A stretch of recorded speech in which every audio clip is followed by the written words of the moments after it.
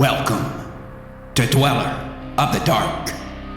We are a channel honoring the yellowed and blackened bones of many prominent authors.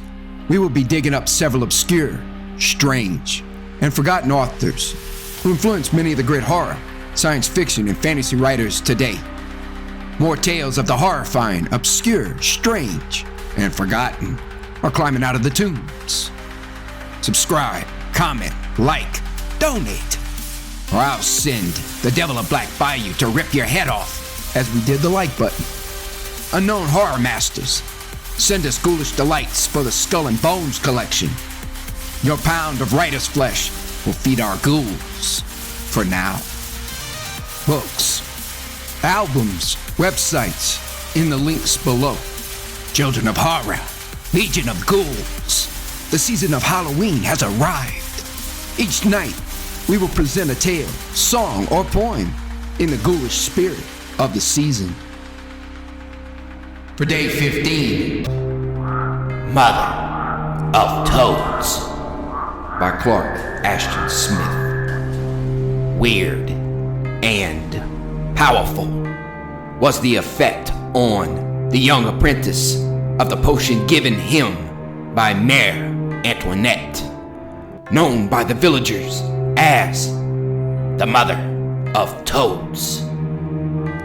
Why must you always hurry away, my little one? The voice of Mère Antoinette, the witch, was an amorous croaking.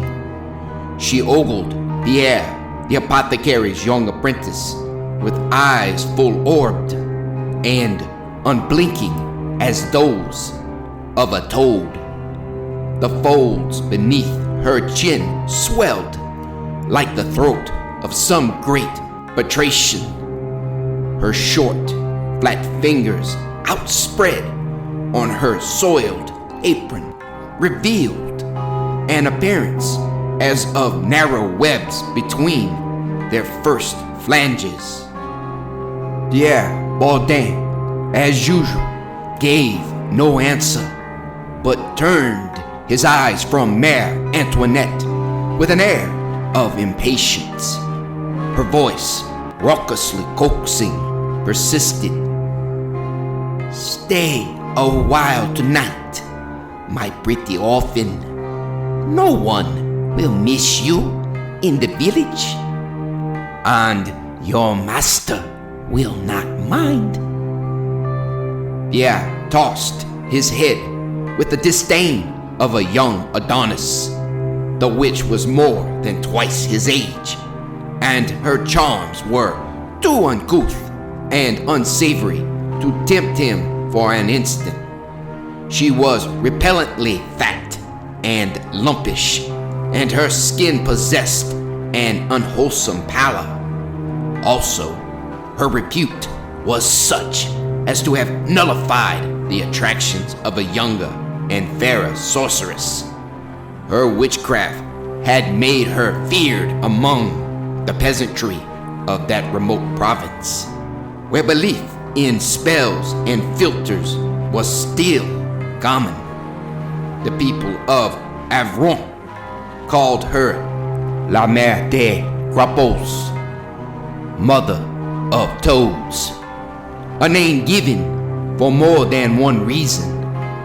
Toads swarmed innumerably about her hut. They were said to be her familiars, and dark tales were told concerning their relationship to the sorceress and the duties they performed at her bidding. Such tales were all the more readily believed because of those batracian features that had always been remarked in her aspect.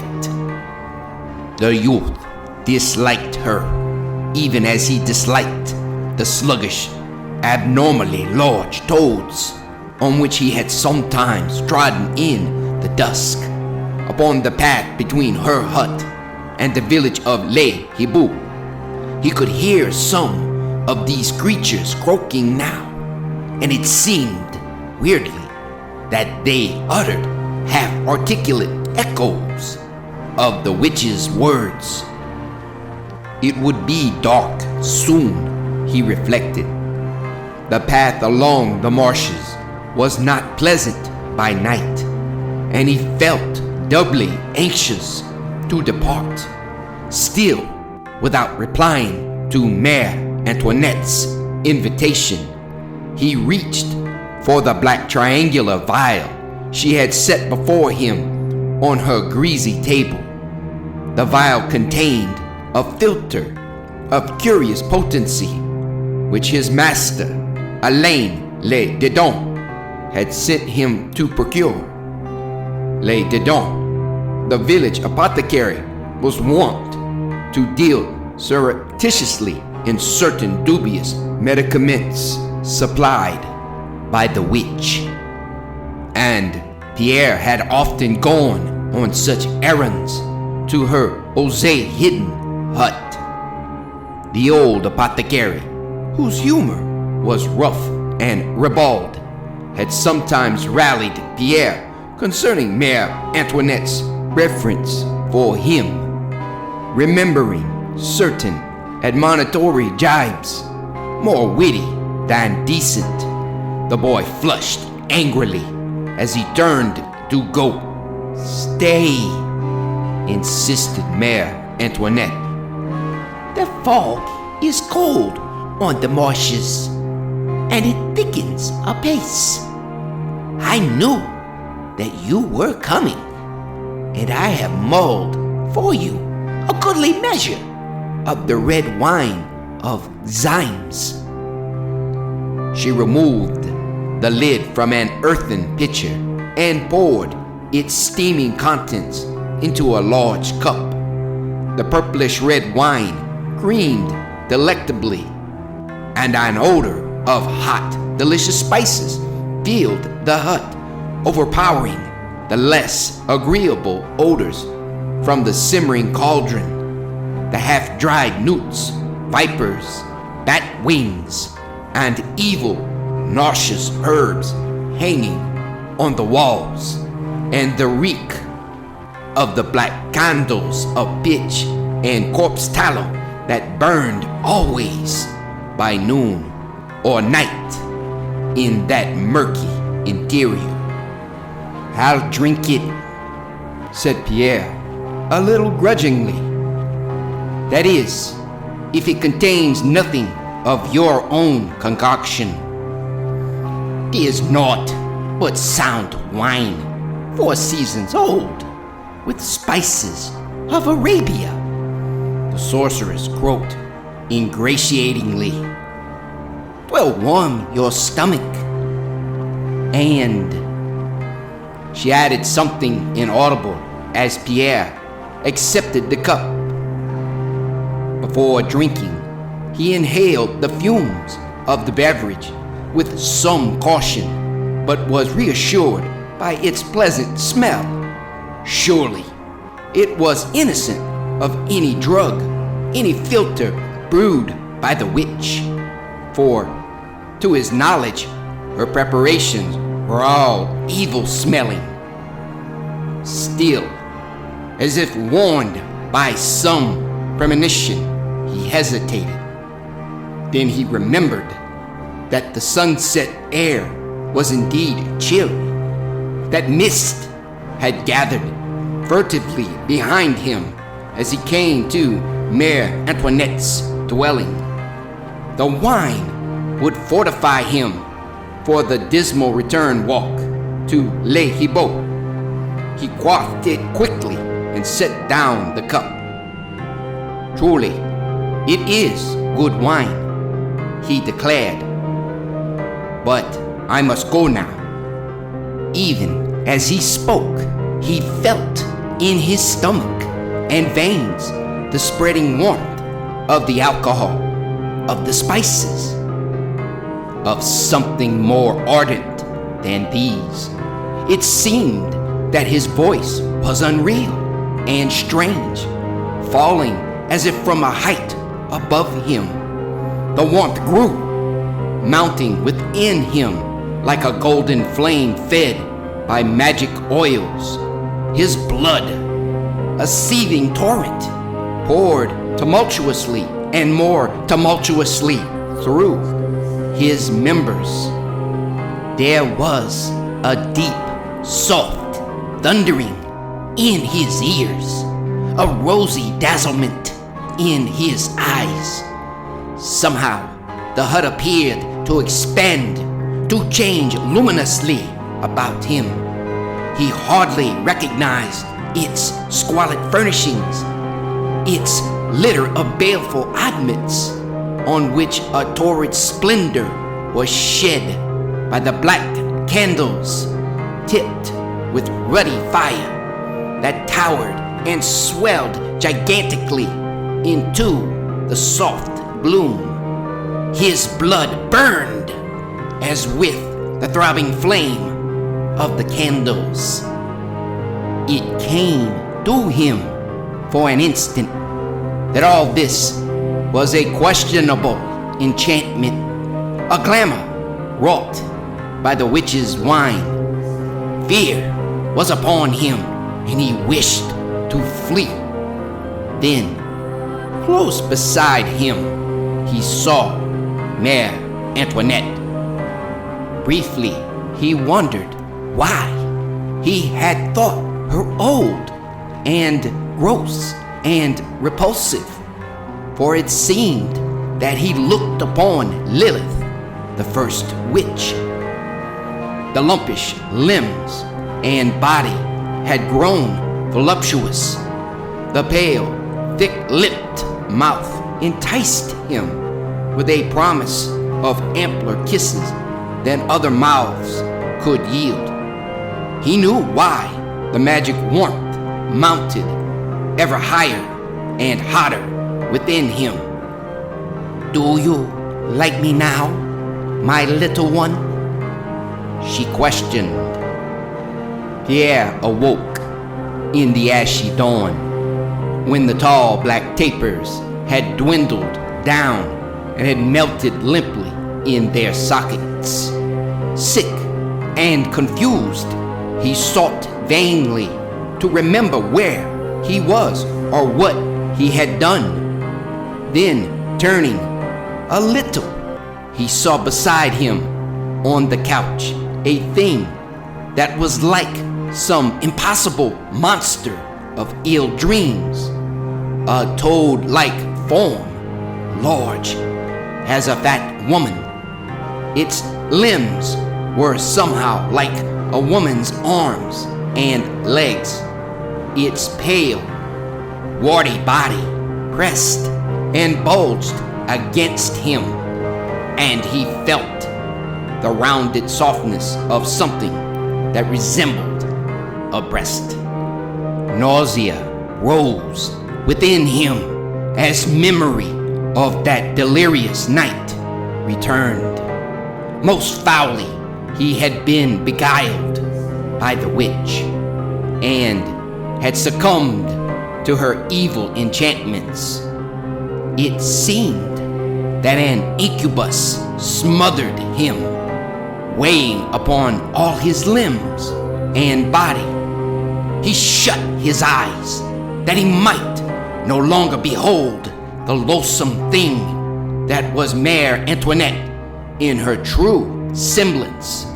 Slowly, with prodigious effort, he drew himself away from the crushing nightmare shape.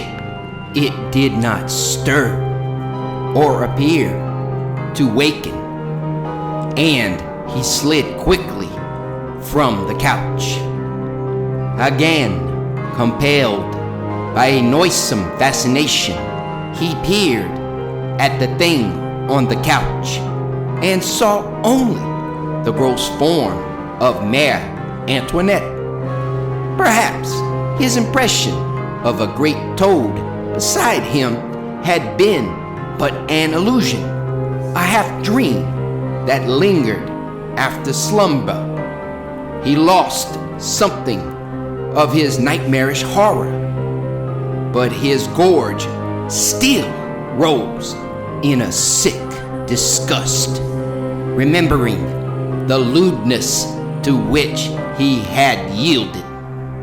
Fearing that the witch might awaken at any moment and seek to detain him, he stole noiselessly from the hut. It was broad daylight, but a cold, hueless mist lay everywhere, shrouding the reedy marshes and hanging like a ghostly curtain on the path he must follow to Le Hibu. Moving and seething always, the mist seemed to reach toward him with intercepting fingers as he started homeward. He shivered at its touch. He bowed his head and drew his cloak closer around him. Thicker and thicker, the mist swirled, coiling, writhing endlessly, as if to bar Pierre's progress. He could discern the twisting, narrow path for only a few paces in advance. It was hard to find the familiar landmarks, hard to recognize the osiers and willows that loomed suddenly before him like gray phantoms and faded again into the white nothingness as he went onward. Never had he seen such fog. It was like the blinding, stifling fumes of 1,000 witch-stirred cauldrons. Though he was not altogether sure of his surroundings, Pierre thought that he had covered half the distance to the village. Then, all at once, he began to meet the toads. They were hidden by the mist till he came close upon them, misshapen, unnaturally big and bloated. They squatted in his way on the little footpath or hopped sluggishly before him from the pallid gloom on either hand. Several struck against his feet with a horrible and heavy flopping. He stepped unaware upon one of them and slipped in the squashy noisomeness it had made, barely saving himself from a headlong fall on the bog's rim. Black, miry water gloomed close beside him as he staggered there. Turning to regain his path, he crushed others of the toads to an abhorrent pulp under his feet. The marshy soil was alive with them. They flopped against him from the mist, striking his legs, his bosom, his very face with their clammy bodies.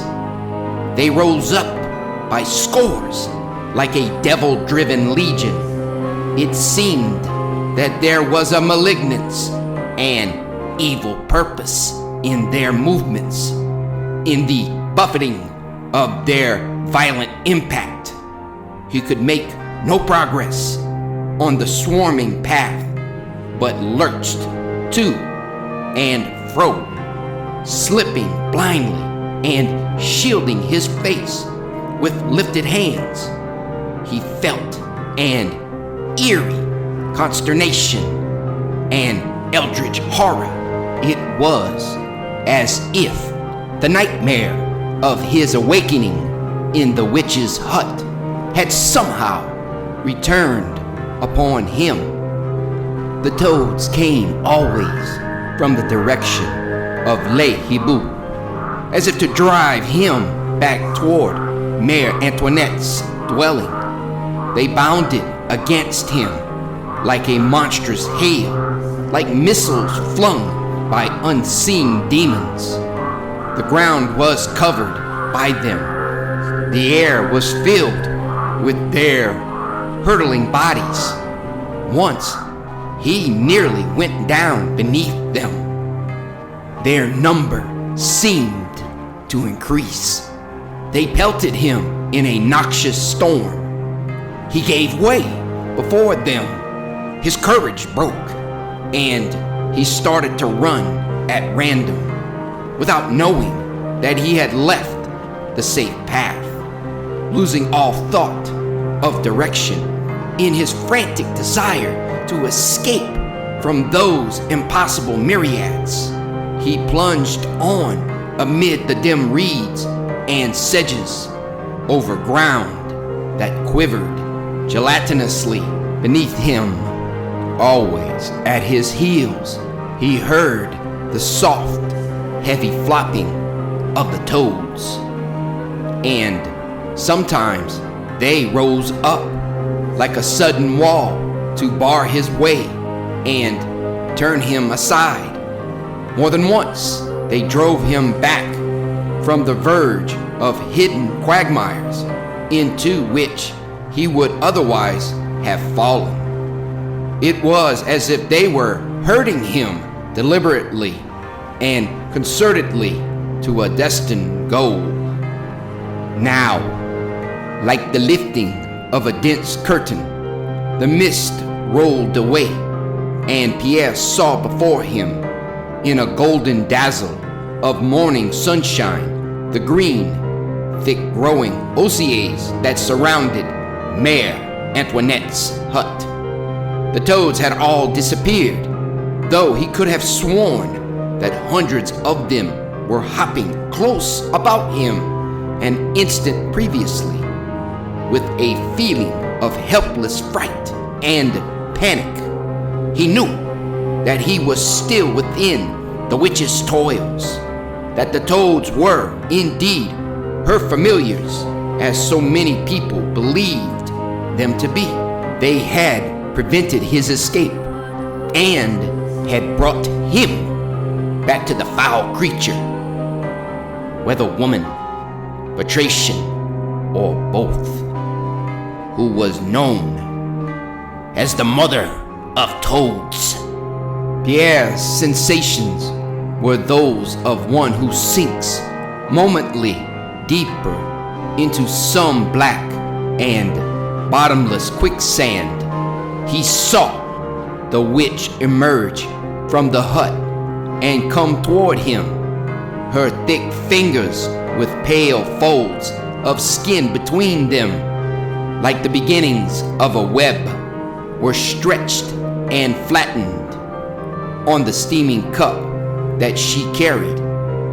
A sudden gust of wind arose as if from nowhere and bore to Pierre's nostrils the hot, familiar spices of the drugged wine. "Why did you leave so hastily, my little one?" There was an amorous wheedling in the very tone of the witch's question. "I should not have let you go without another cup of the good red wine, mulled and spiced for the warming of your stomach. See, I have prepared it for you, knowing that you would return." She came very close to him as she spoke, leering and sidling, and held the cup toward his lips. Pierre grew dizzy with the strange fumes and turned his head away. It seemed that a paralyzing spell had seized his muscles, for the simple movement required an immense effort. His mind, however, was still clear, and the sick revulsion of that nightmare dawn returned upon him. He saw again the great toad that had lain at his side when he awakened.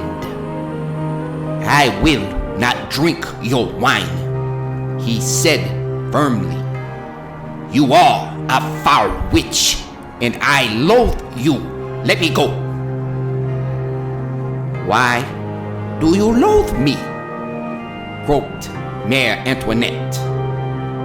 "I can give you all that other women give, and more." "You are not a woman," said Pierre. "You are a big toad. I saw you in your true shape this morning. I'd rather drown in the marsh waters than stay with you again." An indescribable change came upon the sorceress before Pierre had finished speaking. The leer slid from her thick and pallid features, leaving them blankly inhuman for an instant.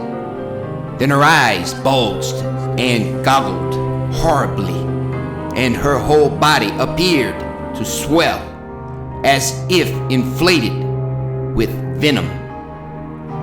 "Go then," she spat with a guttural virulence, "but you will soon wish that you had stayed." The queer paralysis had lifted from Pierre's muscles. It was as if the injunction of the angry witch had served to revoke an insidious, half-woven spell. With no parting glance or word, Pierre turned from her and fled with long, hasty steps, almost running on the path to Le Hibou. He had gone little more than 100 paces when the fog began to return. It coiled shoreward in vast volumes from the marshes. It poured like smoke from the very ground at his feet. Almost instantly, the sun dimmed to a wan silver disk and disappeared. The blue heavens were lost in the pale and seething voidness overhead. The path before Pierre was blotted out till he seemed to walk on the sheer rim of a white abyss that moved with him as he went, like the clammy arms of specters with death-chilled fingers that clutched and caressed. The weird mist drew closer still about Pierre. They thickened in his nostrils and throat. They dripped in a heavy dew from his garments. They choked him with the fetor of rank waters and putrescent ooze, and a stench as of liquefying corpses that had risen somewhere to the surface amid the fen. Then, from the blank whiteness, the toads assailed Pierre in a surging, solid wave that towered above his head and swept him from the dim path with the force of falling seas as it descended. He went down, splashing and floundering into water that swarmed with the numberless batracians. Foul slime was in his mouth and nose as he struggled to regain his footing. The water, however, was only knee-deep, and the bottom, though slippery and oozy, supported him with little yielding when he stood erect.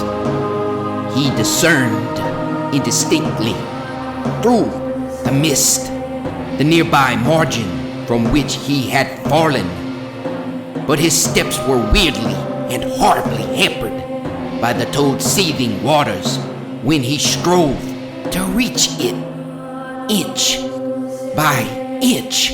With a hopeless panic deepening upon him, he fought toward the solid shore. The toads leaped and tumbled about him with a dizzying eddy-like motion. They swirled like a viscid undertow around his feet and shins. They swept and swirled in great loathsome undulations against his retarded knees. However, he made slow and painful progress till his outstretched fingers could almost grasp the wiry sedges that trailed from the low bank. Then, from that mist-bound shore, there fell and broke upon him a second deluge of these demoniac toads, and Pierre was borne helplessly backward into the filthy waters, held down by the piling and crawling masses, and drowning in nauseous darkness at the thick oozed bottom. He clawed feebly at his assailants for a moment ere oblivion came. His fingers found among them the outlines of a monstrous form that was somehow toad-like, but large and heavy as a fat woman.